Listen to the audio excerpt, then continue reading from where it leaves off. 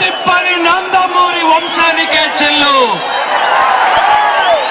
మనందరి పెద్దన్నయ్య శ్రీ నందమూరి హరికృష్ణ గారు మాట్లాడాల్సిందిగా కోరుతున్నాం.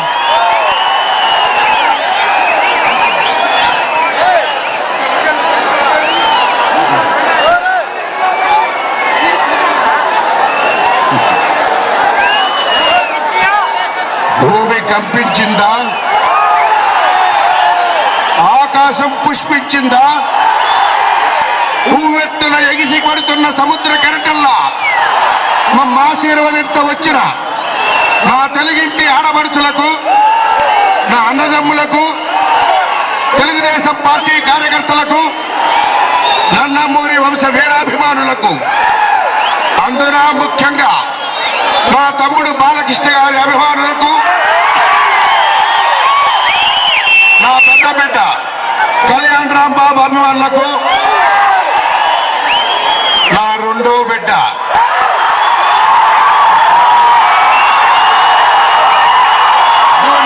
ఎన్టీఆర్ అభిమానులకు,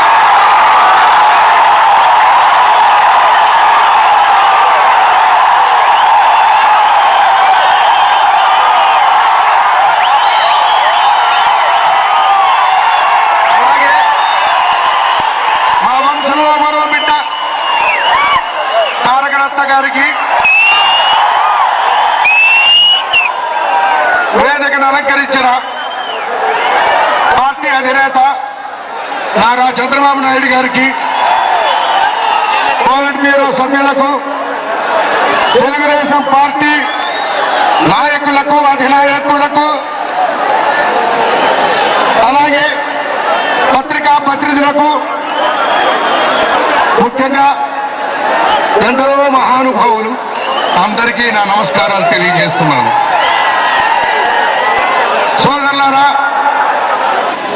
నేడు మహాసమరం, ఇది అర్థం కాదు, ఇది ఆరంభం.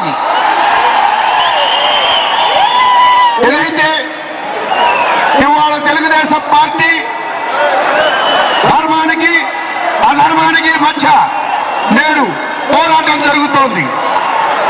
తెలుగుదేశం పార్టీ ధర్మాల పక్కన నేడు నిలవడం జరిగింది. అదేవిధంగా అధర్మం పక్కన నేడు వాళ్ళ కాంగ్రెస్ పార్టీ వాళ్ళు ఉన్నారు. ముందు ముఖ్యంగా ఈ దుష్ట కాంగ్రెస్ పార్టీని ఈ రాష్ట్రంలో ఎల్ల నుంచి తరిమి కొట్టాల్సిన అవసరం కూడా ఉందని మరొక్కసారి మనవి చేస్తూ, అలాగే ఇందాక మరిచాను, నన్ను అన్నిదా భావించొద్దు, అలాగే ఈ వేదిక మీద ఉన్న నా సోదరుడు బాలకృష్ణ గారికి సభ్యతగా మనం గౌరవించాలి. ఏదైనా సరే సోదరులారా, ముందు ముఖ్యంగా ఇవాళ 4వ తరం నడుస్తోంది. అంటే మా తండ్రి గారిది 1వ తరం, మాది 2వ తరం, మా బిడ్డలది 3వ తరం, మా మనోళ్ళు కూడా వచ్చారు. అంటే తెలుగుదేశం పార్టీ అంటే ఏమిటి, ఏ విధంగా స్థాపించబడింది, ఎందుకు ఈ తెలుగుదేశం పార్టీ ఆవిర్భవించింది అన్నది మనం తెలుసుకోవాల్సిన అవసరం కూడా ఉందని మరొక్కసారి మీ అందరికీ నేను తెలియజేసుకుంటున్నాను. ఎందుకంటే ధర్మం 4 పాదాలు నడవకుండా 3 పాదాలు నడుస్తున్నప్పుడు ఆనాడు స్వర్గీయ అన్న నందమూరి తారక రామారావు గారు ఈ అవినీతిని పారత్రోలాలి, పేద బడుగు బలహీన వర్గాల వారికి నిల్వ నీడ కలిగించాలి, కట్టుకోవడానికి బట్ట ఇవ్వాలి, తినడానికి తిండి కల్పించాలన్న ఉద్దేశంతో మరి ఈ తెలుగుదేశం పార్టీ స్థాపించడం జరిగింది. అదేవిధంగా మన అన్న నందమూరి తారక రామారావు గారు ఏ ఆశయాలకై నిలబడ్డారో, ఏ మాట అయితే ఇచ్చారో అన్న మాట ప్రకారంగా పేద బడుగు బలహీన వర్గాల వారిని ఆదుకుంటూ ముందుకు వెళ్ళారు. ముందు ముఖ్యంగా తెలుగుదేశం పార్టీ వచ్చేదాకా, అన్నగారు పార్టీ పెట్టేదాకా అసలు తెలుగు భాష అంటూ ఉంది, తెలుగు రాష్ట్రం అంటూ ఉంది, అసలు తెలుగుదేశం అంటూ ఉందని ఎవరికీ తెలియదు. మళ్ళీ అంత క్రితం మద్రాసి అనేవాళ్ళు.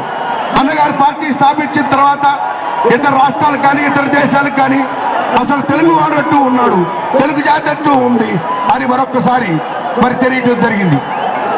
తెలుగనేల ఎన్న దేశంబు తెలుగు ఏ తెలుగు వల్ల ఉండ తెలుగొకుండా ఎల్ల నృపుల కొలువయే ఎరుగువే భాషాని దేశ భాషలందు తెలుగు లెస్స అని మరి ఆనాడు చెప్పడం జరిగింది. మరి 9 నెలల పార్టీ పెట్టిన వెంటనే అధికారాన్ని మరి ఆనాడు తీసుకొచ్చారు. సోదరులారా, మీకు ఇక్కడ నేను ఒక్కటి తెలియజేయాలి. ఎవళ్ళెవరో ఇవాళ కారు కోతలకు వస్తున్నారు. ఆ ధర్మాన్ని పారదోలతానికి వచ్చామంటున్నారు, అవినీతిని పారదోలుతామని వచ్చామంటున్నారు. ఈ అవినీతిని అధర్మాన్ని పారదోలటానికై, పేదవాడికి పట్టిన అన్నం పెట్టడానికై, రైతులను ఆదుకోవటానికై ఆనాడు తెలుగుదేశం పార్టీ రావడం జరిగింది. మరొక్కసారి నా ప్రజలందరూ గమనించాలని మీకు ఒక్కసారి తెలియజేస్తున్నాను. ఏదైనా సోదరులారా, ఇంత చల్లగా పాలన సాగుతోంది. మరి చంద్రబాబు నాయుడు గారు వచ్చారు. ఆనాడు అన్నగారు తెలుగు వాడు, తెలుగు భాష, తెలుగు దేశం అంటూ ఉండదని ఆనాడు చాచి చెప్పితే, మరి చంద్రబాబు నాయుడు గారు వచ్చిన తర్వాత ఐటీ రంగంగా ఈ రాష్ట్రాన్ని ముందుకు తీసుకెళ్ళడం జరిగింది. ముఖ్యంగా ఇవాళ ఈ రాష్ట్రం, ఈ కాంగ్రెస్ పార్టీ వాళ్ళు ఏదైనా సరే అభివృద్ధి పరుస్తున్నారంటే దానికి ఆర్థిక వనరులు చేకూరని అంటే ఆనాడు చంద్రబాబు నాయుడు గారి మరి పాలనేనని మరొకసారి మీరందరూ గమనించాలి. యువత ఉంది, యువతకి ఉద్యోగ అవకాశాలు కల్పించింది మరి ఆనాడు చంద్రబాబు నాయుడు గారు ఐటీ తీసుకురావటం వల్లనేనని మరొకసారి నా ప్రజలందరూ గమనించాలి. అలాగే ఆనాడు అన్నగారు ఒకటే విధానంగా నడిచారు. చంద్రబాబు నాయుడు గారు కల కట్టి కట్ట కన్నీరొలికిన సిరి ఇంట ఉండబోదు అన్నారు. సంఘంలో, సమాజంలో ఎక్కడైతే స్త్రీ గౌరవించబడుతుందో ఆ సంఘం బాగుంటుంది, ఆ సమాజం బాగుంటుందనే ఉద్దేశంగా మరి ఆడపడుచులు ఆదుకుంటూ వచ్చారే. మరి ఇవాళ దుష్ట కాంగ్రెస్ పాలన వచ్చిన తర్వాత ఎలా తయారైంది ఒక్కసారి మీరు ఆలోచించండి. మరి అయేషా మీద మరి మీరు చూడండి. హైవే రోడ్డు పక్కన హాస్టల్లో అతి కిరాతకంగా మానభంగం చేసి చంపారంటే, ఇంత మందికి దోషుల్ని పట్టుకోలేకపోయారంటే ఎంత దౌర్భాగ్యపు పాలన సాగుతోంది, ఎంత రౌడీల పాలన సాగుతోంది ఒక్కసారి మీరు ఆలోచించమని మరొక్కసారి నా రాష్ట్ర ప్రజలకు, నా అక్క చెల్లెలకు తెలియజేస్తున్నాను.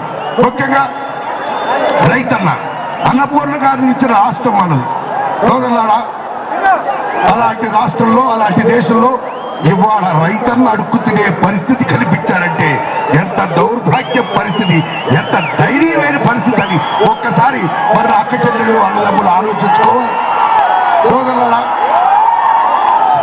నేడు ఇప్పటి వరకు 5,000 మంది రైతన్నలు మరి ఆత్మహత్యలు చేసుకున్నారే. అలాగే 2,000 మంది మరి చేనేత కార్మికులు మరి ఆత్మహత్యలు చేసుకున్నారు. ఎక్కడికక్కడికి ఈ రాష్ట్రంలో కానీ, ఈ దేశంలో కానీ ఎక్కడికక్కడికి మైనారిటీస్ మీద మరి అత్యాచారాలు చేస్తున్నారు, మైనారిటీస్ మీద దౌర్జన్యం చేస్తున్నారు. క్రిస్టియన్ మైనారిటీలు కానివ్వండి, మరి ఇతర మైనారిటీ సోదరులు ఉన్నారు, మరి మైనారిటీ సోదరుల మీద కానివ్వండి, మరి ఈ విధంగా దౌర్జన్యాలు చేస్తూ మన రాష్ట్రాన్ని దోస్తున్నారు. సోదరులారా, ఏదైనా సరే మీరు ఎంతో ఉత్సాహంతో, ఉల్లాసంతో ఉన్నారు. మరి మిమ్మల్ని అందరినీ ఆనందింపజేయాలి. అయినా సరే మా అధ్యక్షుడు చంద్రబాబు నాయుడు గారు మాట్లాడాలి కాబట్టి నన్ను అన్నిదా భావించొద్దు. మీ ఇంటింటికి వస్తాం, మీ గడపకి వస్తాం. ఈ దుష్ట రాష్ట్రంలో ఈ దుష్ట కాంగ్రెస్ పార్టీని అందించడానికి, ఈ సహాయం అందించడానికై మేము, మా సోదరులు మేమంతా ముందుకు వస్తున్నాం.